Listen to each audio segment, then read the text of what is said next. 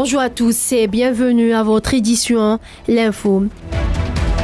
Le bilan des bombardements sionistes contre la bande de Gaza et la Cisjordanie occupée s'est alourdi à 7326 martyrs et 18 967 blessés, selon un nouveau bilan provisoire du ministère palestinien de la Santé.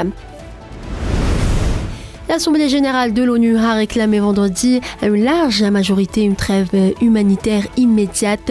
La résolution non contraignante a recueilli sous les applaudissements 120 votes pour, 14 contre et 45 abstentions sur les 193 membres de l'ONU.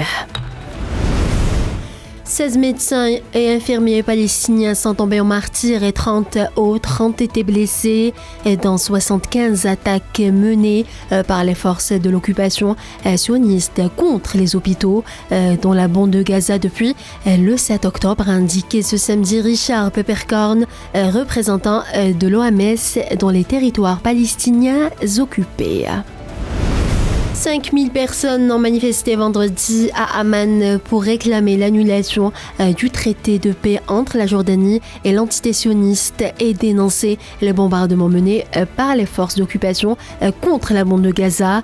La manifestation a débuté devant la grande mosquée Al-Husseini au cœur de la capitale jordanienne, ont rapporté les médias.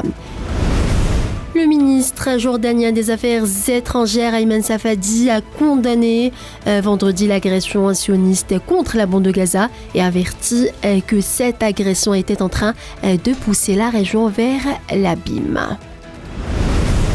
Voilà pour ce qui est des derniers développements en Palestine et dans le reste de l'actualité. 21 mineurs sont morts et 23 sont toujours recherchés ce samedi après l'accident dans une mine appartenant à ArcelorMittal dans le centre du Kazakhstan, selon un bilan du géant mondial de l'acier. Un pont aérien a été mis en place vendredi pour évacuer les touristes bloqués à Acapulco, la station balnéaire sur la côte pacifique du Mexique dévastée par un ouragan qui a fait 27 morts, a annoncé le gouvernement. Le général de corps d'armée à la retraite, Richard Ravalomanana, actuel président du Sénat malgache, a été désigné pour assumer temporairement les responsabilités de chef de l'État, selon une décision émise par la Haute Cour constitutionnelle de Madagascar, rendue publique hier vendredi.